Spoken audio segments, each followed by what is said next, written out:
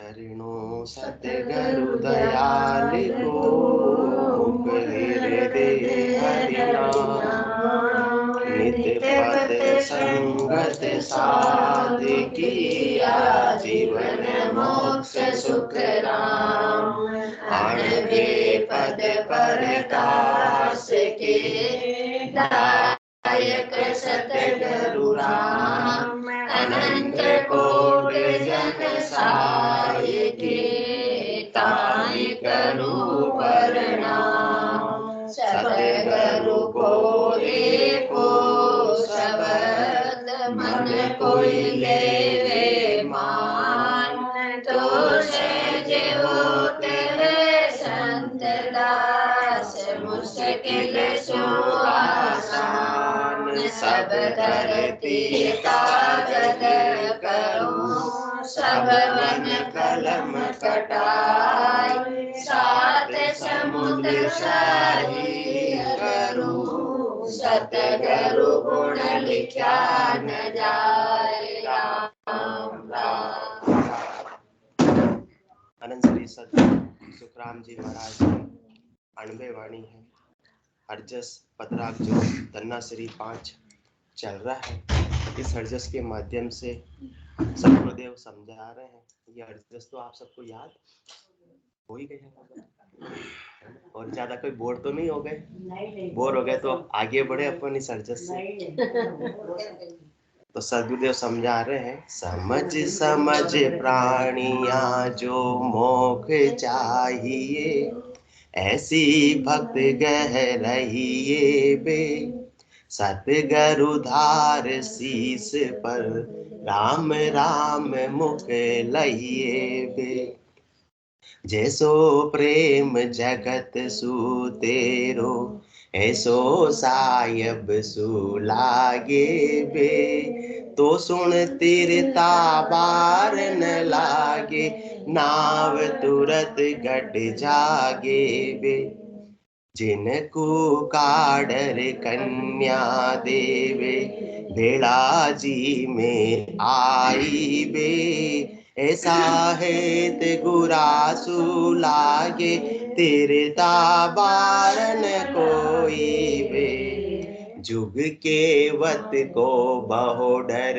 राखे ऐसो जनासु दूजे बे तो घट ज्ञान प्रकाशे आनर तीन लोक पर सूजे बे जुग सु अंतर नहीं कुछ तेरे सबे प्रगट हुए जाने बे ऐसो उजागर गुरु दिश हुओ सायब तब ही पिछाने बे जुग के माही जुग जुग पर ले सबे गर्भ में आया बे जन सुहेत कियो नर जुग में से सब मोख सिधाया बे कह सुख राम समझ मन माही यारे संग न होई बे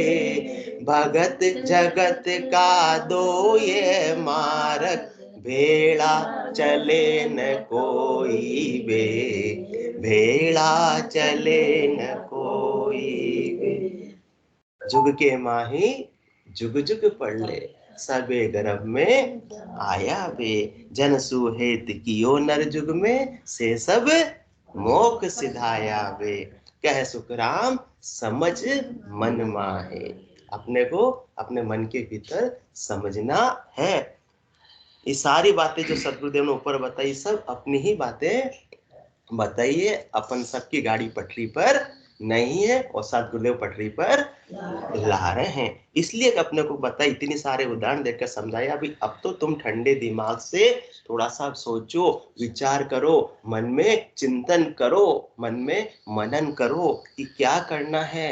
अपन दोनों हाथों में लड्डू रखना चाहते हैं जो कि संभव नहीं है ना। हमारे माता जी बोलते दो नाव में सवारी कह रहे हो तो डूबो। तो दो नाव में सवारी होने वाली नहीं है। कह सुख राम समझ मन पहले गुरु कौन होते हैं? माता पिता ही पहले गुरु होते हैं। जैसे संस्कार, विद्यालय तो बच्चा बाद में जाता है, 4 साल का 5 साल का होता है, उससे पहले तो सारे शिक्षा कौन देते हैं? माता पिता ही देते। और पिता भी ज्यादातर तो व्यवसाय के काम से दिन भर चले जाते हैं और शाम को रात को लेट आते, तब तक तो बच्चा सो जाता है। इसलिए पहले शिक्षक कौन है? माता है। जैसा वो संस्कार देंगे वैसा ही बीज उसके बालक के रुपेगा, चाहे तो संसार का चाहे भक्ति का। तो कौन ला सकता है भक्ति के मार्ग में? माँ ला सकती है, नारी ला सकती। इसलिए नारी का महत्व है। नारी एक घर को नहीं 2 घर को तार सकती है, अपने पीहर को भी और अपने ससुराल को भी। क्या बोलते हैं तुलसीदास जी? है ना, वो दहरी पर दीप जला हुआ है, दहरी पे दीप जला हुआ है तो भीतर भी उजियारा और बाहर भी उजियारा। तो नारी में ऐसा पराक्रम है कि वो 2 कुल को तारने का सामर्थ्य रखती है, मतलब उसको भक्ति के मार्ग पर ला सकती है। इसलिए नारी का इतना महत्व, इसलिए माता का इतना महत्व है कि जो बचपन में संस्कार पड़ गए वो पक्के हो जाते हैं। जो बच्चा कोमल होता है उसको जैसे चाहो उस दिशा में मोड़ सकते हो, परंतु बाद में जब वो कठोर हो गया, जब वो बड़ा हो गया अहंकार के वशीभूत होकर, क्योंकि बच्चों में काम क्रोध लोभ मोह अहंकार नहीं के बराबर होते हैं, उस समय जैसा चाहो वैसा बच्चों को आप मोड़ सकते हो, वैसी शिक्षा दे सकते हो। परंतु फिर जो कठोर हो गया अहंकार के वशीभूत होकर, तो फिर आप उसको तोड़ना चाहो मोड़ना चाहो तो संभव नहीं है। इसलिए बड़ों को भक्ति में लाना चाहे तो अब आते नहीं, परंतु बचपन में ही यदि माता ने ऐसी नींव रख दी तो आपको भक्ति में लाने में उसको कष्ट नहीं होगा। जबरदस्ती करने की आवश्यकता नहीं पड़ेगी। और थोड़ी बहुत यदि जबरदस्ती करनी भी पड़ जाए अजमेरा साहब अपने को, तो भी कर लेनी चाहिए, क्योंकि बच्चा समझता है कि मुझे मेरे साथ गलत कर रहे हैं माता पिता, मेरे साथ जबरदस्ती कर रहे हैं। जबरदस्ती धर्म के मार्ग पे करनी नहीं चाहिए, ऐसा कौन बोलता है? बच्चा बोलता है। परंतु जब बच्चा छोटा था, सर्दी के दिन थे, अभी दिसंबर के दिन थे अपने, और अपन क्या करना, नहाना भी चाहते नहीं थे, परंतु माता क्या करती थी, जबरदस्ती उठाकर बाथरूम में ले जाती थी। क्या अपने को बहुत खुशी होती थी उस समय? नहीं, अपन रोते थे, परंतु माता को पता था कि मैं बच्चे को नहलाऊंगी तो इसके भले के लिए ही नहला रही हूं, नहीं तो इसके शरीर में रोग हो जाएंगे। इसलिए सबसे बड़ी जिम्मेदारी किसकी है? माता की। और सबसे बड़ा जिम्मेदारी के साथ में सबसे बड़ा एहसान किसका है? माता का ही एहसान है, जिसका कर्ज चुकाया जा सकता नहीं है। इसलिए हमारे माता जी की बात रोज सत्संग में आ जाती है, अपने आप ही आ जाती है। कोई सोचा विचारा विषय वस्तु नहीं है, वो तो जैसी बात चलती है वैसा उस समय पर ध्यान आ जाता है। इसलिए पहली शिक्षक कौन है? माँ ही है। जैसा जैसा, और यहाँ तो अपन बात कर रहे हैं छोटी आयु अवधि की, अरे उससे पहले भी अभिमन्यु की बात तो सबको पता ही है। जैसा माता ज्ञान श्रवण कर रही थी तो बच्चा भी उसको पेट में सीख रहा था। और आज की तारीख में भी माताओं की क्या जिम्मेदारी बनती है, यदि वो गर्भवती है तो फिर मोबाइल, व्हाट्सएप, फेसबुक और मूवी, इन चीजों से दूर हो जावे और उस समय ज्यादा से ज्यादा भजन में, भक्ति में, सत्संग चर्चा में लगे, तो उसके बेटे का कल्याण होते हुए देर लगने वाली नहीं है। फिर उसको ज्यादा जोर जबरदस्ती भी करनी नहीं पड़ेगी। तुम अब भक्ति में लगो।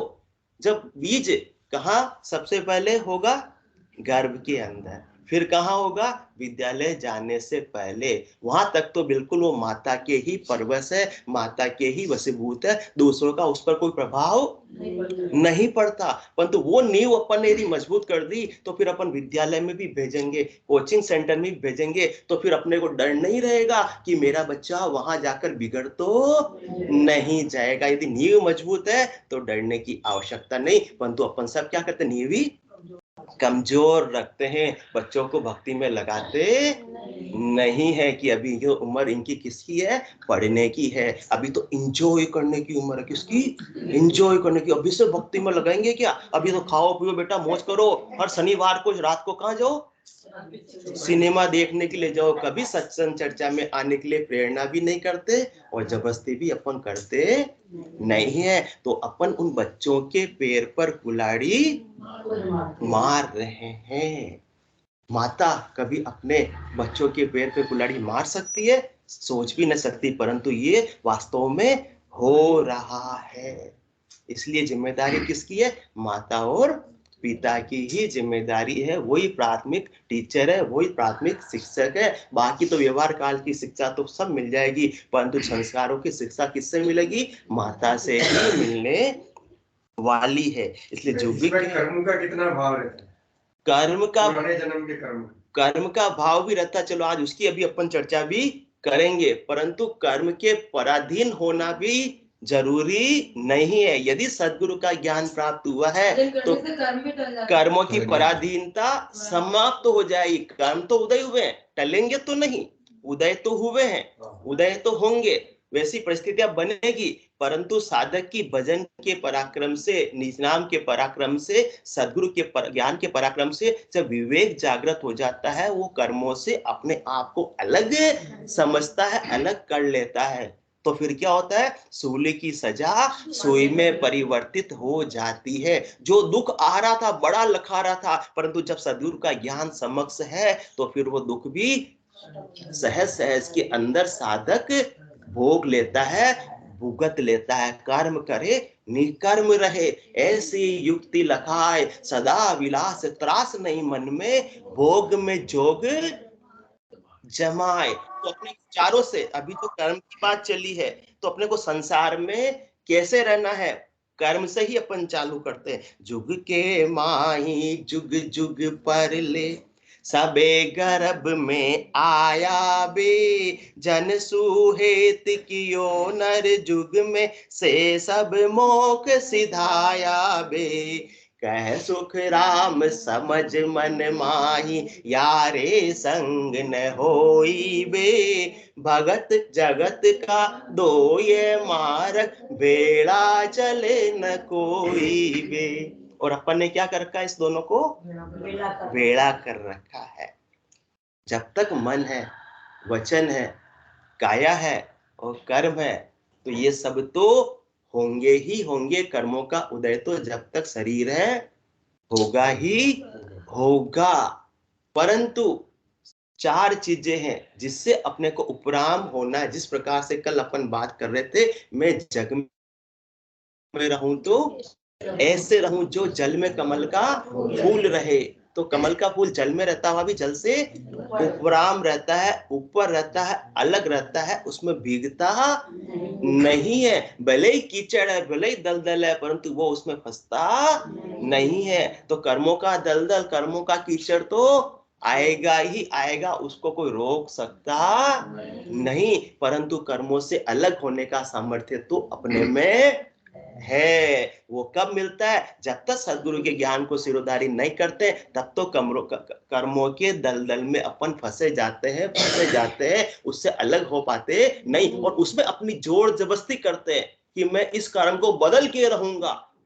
तो क्या होगा? दलदल में जितनी जोर जबरदस्ती करोगे उतने ही फंसते जाओगे। परंतु जब सद्गुरु का ज्ञान प्राप्त होता है तो सबसे पहले अपने को चार चीजों से अलग करवा देता है। किससे? अपने व्यक्तित्व से।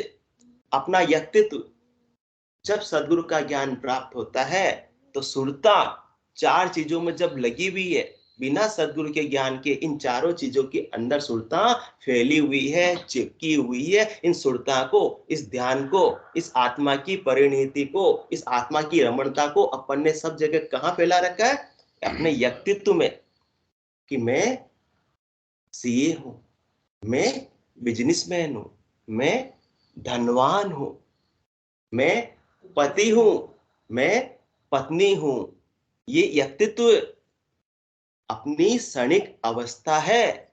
ये आत्मा न तो सीए है, ना धनवान है, ना बिजनेसमैन है, ना दरिद्र है। ये सब क्या है? ये अपनी क्षणिक अवस्था है। ये तो डायरेक्टर ने, कौन से डायरेक्टर ने?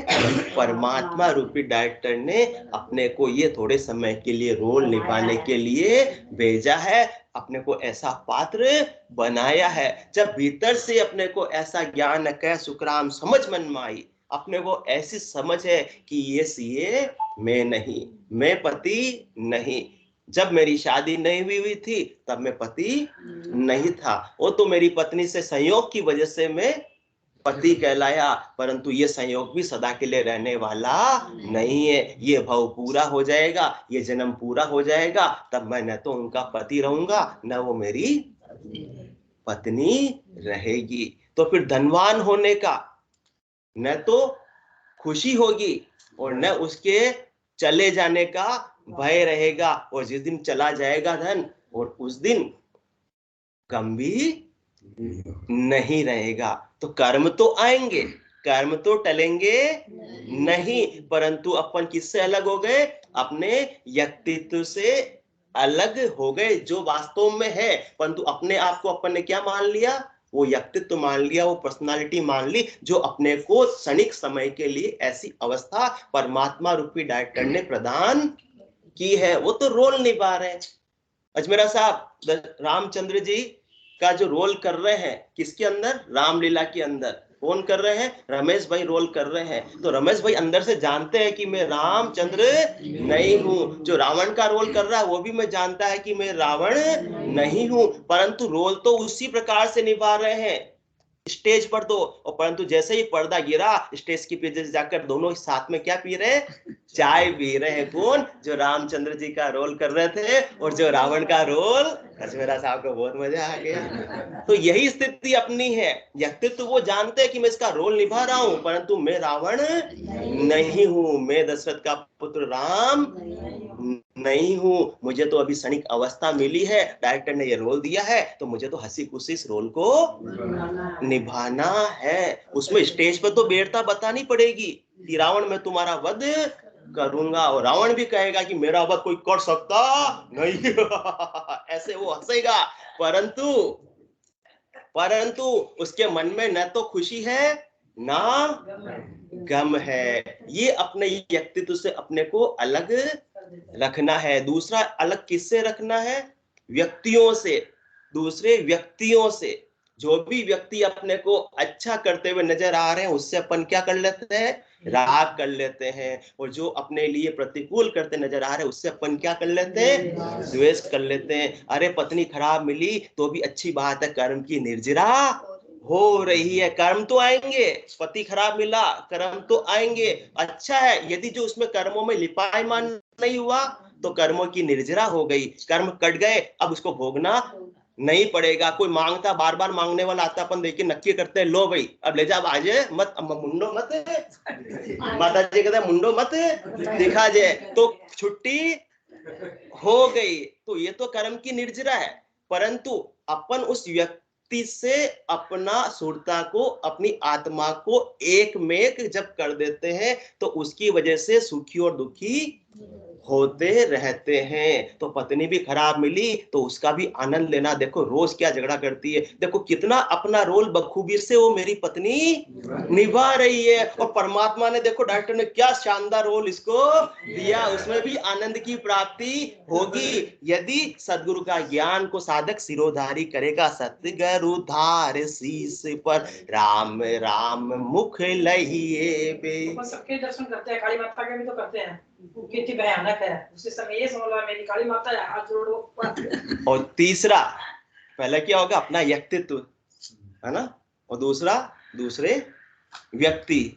तो जो सुखी देते हुए नजर आ रहे हैं, दुख देते हुए नजर आ रहे हैं, वो अपनी इच्छा से नहीं, वो तो परमात्मा ने, डायरेक्टर ने उनको वैसा ही रोल उस समय पर निभाने के लिए बोला है, तो वो रोल अपना निभा रहे हैं। तो आप उस रोल को एंजॉय करो, उसका आनंद लो। जैसे अभी बात हुई, रावण अभी तो राम से लड़ना चाह रहे थे और पीछे जाकर दोनों हंस रहे हैं, साथ में चाय पी रहे हैं। क्यों? क्योंकि जैसा डायरेक्टर ने रोल दिया वैसा काम कर रहे हैं, क्योंकि वो व्यक्तित्व को उन्होंने एक में एक नहीं किया, अपनी सुरता को दूसरे व्यक्ति में लेकर नहीं गए, क्योंकि अपने को स्वयं के अस्तित्व का उनको भान है कि मैं वास्तव में रावण नहीं, मैं वास्तव में राम नहीं, मैं वास्तव में पति नहीं, मैं वास्तव में पत्नी नहीं, मैं तो कौन हूँ, मैं शुद्ध स्वरूप आत्मा हूँ, उस परमात्मा का अंश हूँ। थोड़े समय के लिए उस परमात्मा ने मुझे ये रोल निभाने के लिए इस धराधाम पर भेजा है। इस बड़ा रंगमंच है, ये बड़ा नाटक है, ये बड़ी राम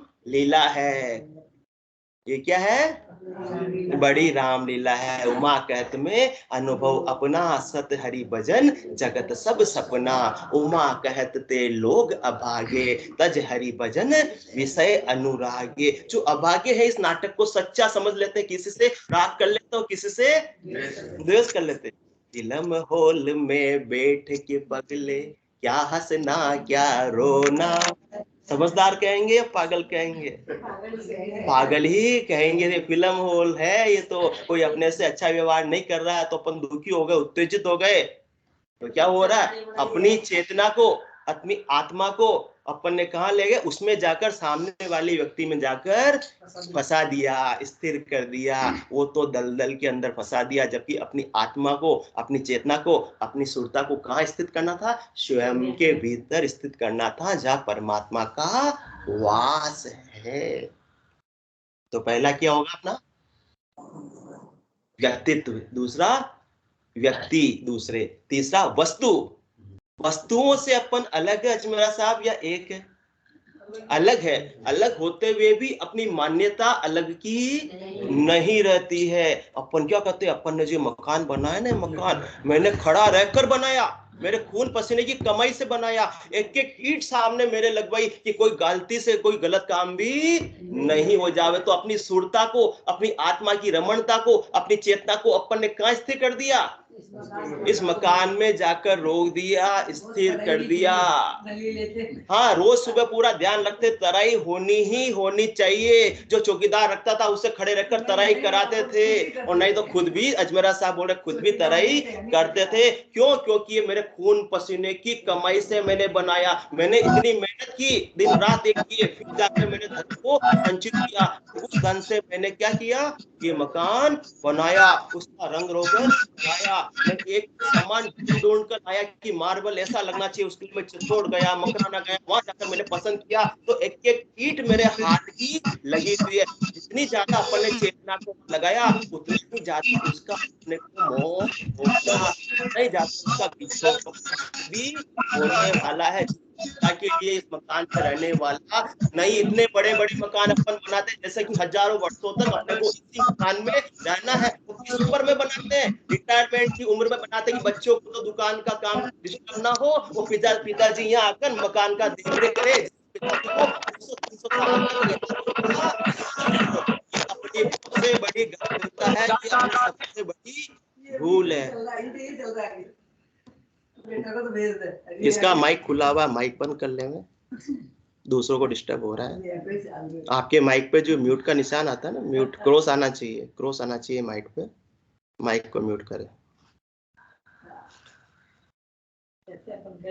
तो जितना ज्यादा, इसमें एक और बात है, जितना ज्यादा अपन मेहनत करते हैं, खून पसीना एक करते हैं और फिर पैसा कमाते हैं, और पैसा से कोई अपन वस्तु खरीदते हैं, तो उसमें ज्यादा आत्मा की रमणता रहती है। उससे आत्मा उतनी जल्दी मुक्त हो पाती नहीं। कि देखो मैंने एक एक दिन करके, दिन और रात एक कर इतनी मेहनत से मैंने ये पैसा कमाया। जो मेहनत से पैसा नहीं कमाता उसको इतनी गिद्धता नहीं रहती, वो उड़ाने में भी देर आता रहता है, जाता रहता है। परंतु आत्मा के कल्याण, संसार की दृष्टि से तो मेहनत की कमाई अच्छी है, परंतु आत्मा के कल्याण की दृष्टि से देखें तो अपन उसमें गिद्धता ज्यादा रख लेते हैं, अपनी चेतना को ज्यादा रोक लेते हैं। इसलिए उससे, वस्तुओं से अपन अलग होते हुए भी अलग मान सकते नहीं है।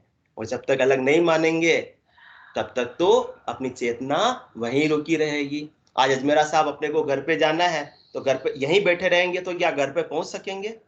नहीं पहुंच सकेंगे। घर पे पहुंचने के लिए यहाँ से अपने को उठना पड़ेगा। जहां जहां अपनी चेतना को अपन ने रोक रखी, वहां से समेटनी पड़ेगी, तो अपन घर पर पहुंच पाएंगे, इसके बिना तो संभव नहीं है। तो चेतना ने चौथी जगह कहाँ अपने चेतना बिखरी हुई है? कर्मों के भीतर। कर्म जैसे जैसे उदय हो रहे हैं उसके उसी अनुसार अपन व्याकुल हो रहे हैं। दुखी और सुखी, आकुलता व्याकुलता अपने कर्मों के अनुसार लगी हुई है। सुखी और दुखी हो रहे हैं। कर्म अच्छे उदय हो गए, अच्छों का मतलब भक्ति के मामले में नहीं, संसार के मामलों में अपन बोलते हैं अच्छे कर्म उदय हो गए तो उसके अंदर फूले नहीं समा रहे हैं, और कर्म बुरे उदय हो गए तो दुख में ही रो रहे हैं, दुख के अंदर ही समाये हुए हैं, टेंशन में है, अवसाद में है।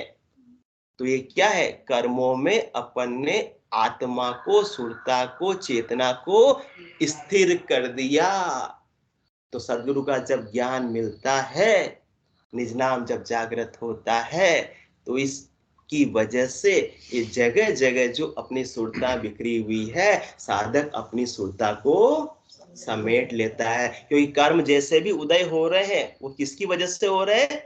वो तो कहानीकार की कहानी है, वो तो नाटक की, फिल्म की स्क्रिप्ट है, इससे ज्यादा कुछ भी नहीं है। जैसे कहानी के अंदर अभी आया पेज, वैसा वैसा कर्म सामने आ जाता है। तो कर्मों को भी हंसते हुए, एंजॉय करते हुए अपने को देखना है कि ये कर्म से मैं अलग हूं, मैं आत्मा हूं, शुद्ध स्वरूप हूं, कर्म से मेरा कोई नाता नहीं है। ये तो जो मेरी क्षणिक अवस्था है, जो मुझे रोल निभाना है, तो रोल के अंदर अभी ऐसे कर्म उदय हुए हैं, ऐसी मेरी कहानी आई है, वैसा वैसा हो रहा है। परंतु रामचंद्र जी को पता है ये वास्तव में रावण, कौन से रामचंद्र जी? रामलीला के रामचंद्र जी को पता है कि ये वास्तव में रावण नहीं है, परंतु डायरेक्टर ने, कहानीकार ने तो बताया भाई ये रावण है, तो उस समय ठीक है, अच्छी बात है, रावण है, पर अंतर में, परिणति में उनके कोई द्वेष है सामने वाले पात्र से? नहीं है। तो इन चारों से अपन चाहे तो अलग हो सकते हैं, और अलग होने पर ही अपना काम बनेगा, बाकी बनने वाला नहीं है। कल जो अपन कन्या का उदाहरण लिया था, तो वो उदाहरण भी वही चीज है। कन्या है कहां पर? अपने अभी माता पिता के घर में है, अभी पियर में है, परंतु जैसे उसको ज्ञान हुआ कि ये होने वाले मेरे पति है, और फिर जैसा सोचा था उससे भी अच्छा यदि वर की प्राप्ति हो गई, मालूम पड़ा कि मैंने नहीं सोचा था कि ये इतने पैसे वाले भी होंगे, कि पढ़े लिखे तो है ही है, और साथ में क्या उनके पास पैसा भी अपार है, तो उसकी महिमा बहुत हो जाती है। तो माता पिता के घर में है, माता पिता के घर का सारा कार्य भी वो कर रही है, किससे? शरीर की प्रवृत्ति से और मन की वृत्ति से, परंतु आत्मा की रमणता कहाँ है? पति में है, क्योंकि महिमा किसकी है? पति की है। इसी प्रकार से इन व्यक्तित्व की यदि तक महिमा है, तो अपनी आत्मा कहाँ जाएगी? सुरता कहाँ जाएगी? व्यक्तित्व में जाएगी। दूसरे व्यक्तियों में है तो व्यक्तियों में जाएगी, वस्तुओं की महिमा है तो वस्तुओं में जाएगी, और कर्मों की महिमा है तो कर्मों में जाएगी, और यदि परमात्मा की महिमा है तो घट के भीतर ही सुरता लगी हुई रहेगी, बाहर भटकने वाली नहीं है। फिर कर्म भी कुछ बिगाड़ सकते नहीं, फिर दूसरे व्यक्ति भी कुछ बिगाड़ सकते नहीं। यदि कर्मों की प्रधानता है, व्यक्तियों की प्रधानता है, तो अपनी स्वतंत्रता अपन ने समाप्त कर दी। अपनी चाबी किसके हाथ में हो गई? दूसरे व्यक्तियों के हाथ में हो गई। वो अच्छा करेंगे तो अपन खुशी हो जाएंगे, वो बुरा करेंगे तो अपन दुखी हो जाएंगे। तो अपने को अपनी चाबी दूसरों को सौंपनी नहीं है। तो इन चारों से उपराम होंगे तब जाकर काम बनेगा। तो वो लड़की की सारी शरीर से जो प्रवृत्ति है वो कहाँ हो रही है? माता पिता के घर में सारा काम कर रही है। मन की वृत्ति भी कहाँ हो रही है? माता पिता के घर में। परंतु आत्मा की परिणति कहाँ है? उसके पति में, क्योंकि उसकी महिमा है। तो महिमा किसकी हो? परमात्मा की महिमा हो। संसार का धनी अजमेरा साहब अपने को धन से लगता है, और परमात्मा की संपत्ति, परमात्मा की संपदा, इस आत्मा की संपदा अपने को नहीं लगती है, धन नहीं लगती है, तो अभी तो संसार में रहने का मजा बहुत बाकी है। और मजा नहीं, ये क्या है? सजा है। सोनी जी सही बता रहे, मजा नहीं, ये सजा है। तो अपने को संपत्ति, जो परमात्मा की संपत्ति है, वही अपनी संपत्ति है। और अपन उदाहरण देवे, अपन सत्संग चर्चा में बैठे हैं, परंतु अपना ध्यान कहाँ चला जाता है? घर में चला जाता है, बिजनेस में चला जाता है। क्यों? क्योंकि बिजनेस की अपने महिमा है।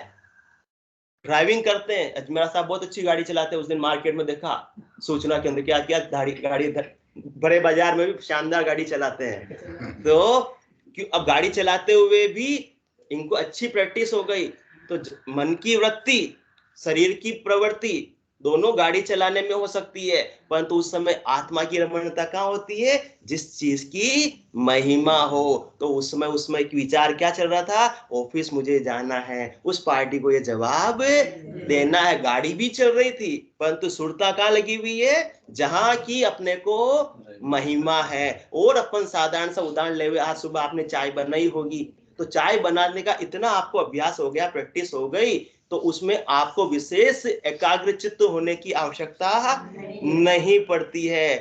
पड़ती है क्या? सहज में चाय बन जाती है, भले मन से आप कोई दूसरा विचार कर रहे हो, सुरता आपकी कहीं भी लगी हुई हो, परंतु चाय खराब बनती नहीं, चाय तो सही बन जाती, दूसरा काम भी हो तो भी हो जाता है। इसका मतलब क्या हुआ?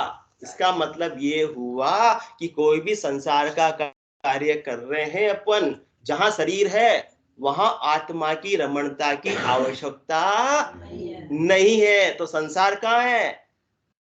शरीर कहाँ पर है? संसार में। मैं जग में रहूं तो ऐसे रहूं जो जल में कमल का फूल रहे। इसे कहते हैं आसन मेरा गगन मंडल में, रहूं जगत के माही, मेरे को मेरा जन जाने, ओरा को गम नहीं। तो शरीर कहाँ है? वहां आत्मा की रमणता की आवश्यकता नहीं। आत्मा की रमणता कहाँ रहेगी? सुरता कहाँ रहेगी? ध्यान कहाँ रहेगा? जहां की महिमा है। तो अपने को परमात्मा की, इस आत्मा की महिमा कौन बता रहे हैं? सदगुरुदेव बता रहे सत्संग के माध्यम से। इसलिए सतगुरु धार शीस पर राम राम मुख लइए बे, जन सुहेत कियो नर जुग में, से सब मोख सिधाया बे।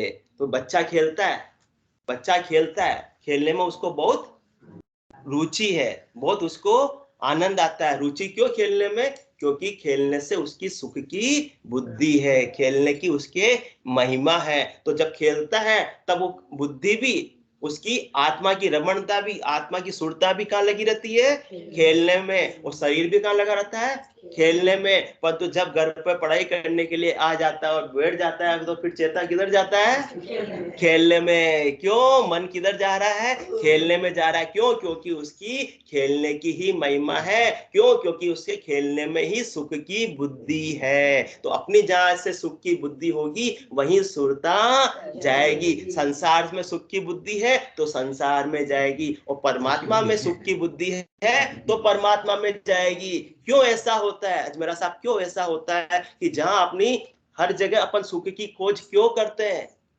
कह सुख राम समझ मन माय। थोड़े ठंडे दिमाग से, बहुत ज्यादा अपने को जल्दी नहीं है, अगला एडजस्ट कर ले लेंगे, कोई बात नहीं, पर इतनी जल्दी भी नहीं है। सुख की बुद्धि क्यों रहती है अपने को? हर चीज में अपन सुख प्राप्त करना क्यों चाहते हैं?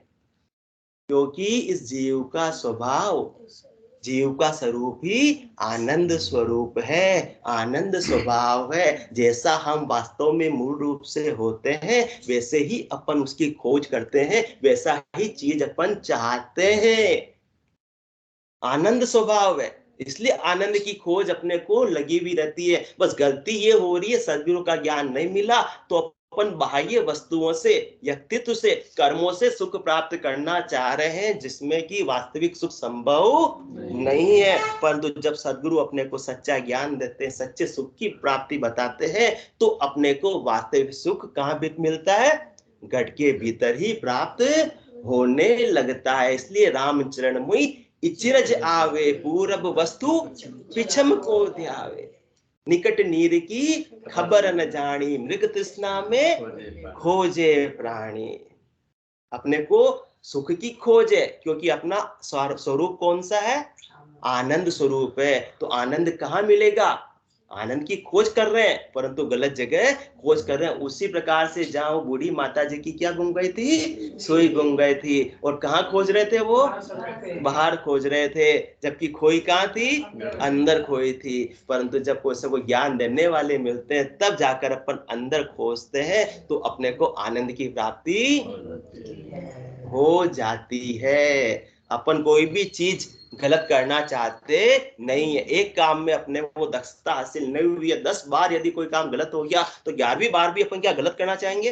अपन यही चाहेंगे कि मेरा काम सही हो, क्योंकि अपना स्वभाव कैसा है? अपन निर्दोष स्वभाव के हैं। ईश्वर अंश जीव अविनाशी, चेतन अमल सहज सुख राशि। सहज सहज में सुख की राशि, आनंद अपना स्वभाव है, इसलिए अपन आनंद ही खोजते हैं। और अपना स्वभाव क्या? निर्दोष है, इसलिए अपने सब काम अपन कैसा करना चाहते हैं? त्रुटि के रहित, गलती के रहित करना चाहते हैं। अपना स्वभाव कैसा है? चेतन अमल, अमल स्वभाव है, मल से रहित शुद्ध स्वभाव है, इसलिए सब जगह अपन शुद्धता को पसंद करते हैं। घर की साफ सफाई पर इतना अपन ध्यान देते हैं क्योंकि अपना स्वभाव ही शुद्धता का है। तो जैसे अपना स्वभाव है वैसा ही अपन कार्य करना चाहते हैं, वैसा ही अपन बनना चाहते हैं। परंतु गलती हो गई कि रॉन्ग नंबर डायल कर रहे हैं। आनंद को कहाँ ढूंढना था और कहाँ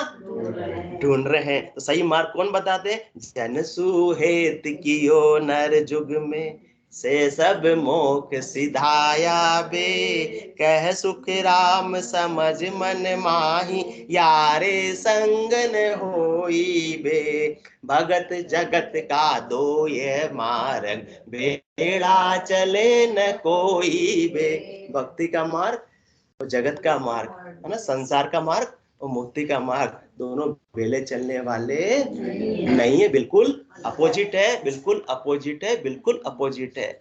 इसलिए कबीर साहब फरमाते हैं, कबीरा हारा ही भला, जीतन दे संसार, हारा पावे प्रभु को और जीता जम के द्वार। इसलिए मैं तो हारा ही भला। किसमें हारा? संसार के कर्मों से हारा ही भला। कबीरा हारा ही भला, जीतन दे संसार। जितना अपन संसार में जीतने के लिए क्या करेंगे? प्रयास करेंगे, मतलब अपनी सुरता को, अपनी आत्मा को वहां संसार में जाकर स्थिर कर देंगे, उतना ही परमात्मा से दूर हो जाएंगे। क्योंकि भगत जगत का दो ये मार्ग, भेड़ा चले न कोई बे। कबीरा हारा ही भला। इसलिए फायदा किसमें है? संसार से हारने में, संसार से उपराम होने में, संसार से अलग होने में, संसार से लिपायमान नहीं होने में। कबीरा हारा ही भला, जीतन दे संसार। जो जीत रहे हैं तो जीतने दो, जो कूड़े में पड़ रहे हैं उसको पढ़ने दो। क्योंकि हारा पावे प्रभु को, जीता जम के द्वार। जो हार गया, किससे हार गया? संसार से आ गया। इसलिए हारो रे कोई, हारो रे संसार करम सु हारो रे। गुरु जी रो ध्यान हृदय धर राखो, रसना राम उचारो रे। सतगुरु तार शीस पर, राम राम मुख लहिए बे। इसलिए हारो रे कोई, हारो रे संसार करम सु हारो रे। मैं मेरी में मत कोई भूल लो, व्यक्तित्व और दूसरे व्यक्ति, जो भी अपन ने बात की, मैं मेरी में मत कोई भूलो, यहाँ नहीं कोई हारो रे। हारो रे कोई, हारो रे संसार करम सु हारो रे। घर का पर का उबा देखे, किसी को सारो रे। हारो रे कोई, हारो रे संसार करम सु हारो रे। कालकंठ जब आए गई सो रैसी सकल पसारो रे। हारो रे कोई, हारो रे संसार करम सु हारो रे। जमका दूत पकड़ ले जासी, वाको मुंडो कारो रे। हारो रे कोई, हारो रे संसार करम सु हारो रे। राम चरण बज राम संगाती, निर्धारा आधारो रे। कह सुख राम समझ मन माई। अपने को क्या करना है? सुरता कहाँ लगानी है? यारे संग न हो, संसार में लगानी है, या ऐसे निराधार परमात्मा जिसका कोई आधार नहीं, परंतु वो सबके आधार है। राम चरण बज राम संगाती, निर्धारा आधारो रे। हारो रे कोई, हारो रे संसार करम सुहारो रे। आज का समय तो हो गया, और सत्संग चर्चा बाकी कि कल करेंगे। बोलो राम सद्गुरु देव जी महाराज ने, दिन्य हो दिन्य हो। परम दयाल सद्गुरु सुखराम जी महाराज ने दिन्य हो। अनंत श्री सद्गुरु सुखराम जी महाराज के ज्ञान ससुरु भगवान ने दिन्य हो। केवली भगवंता ने दिन्य हो। जीवाधारण जहाज ने दिन्य हो। मोक्ष के मालिका ने दिन्य हो। अनंत कोटि संतान ने दिन्य हो। राम सभा में राम रक्षा मेरा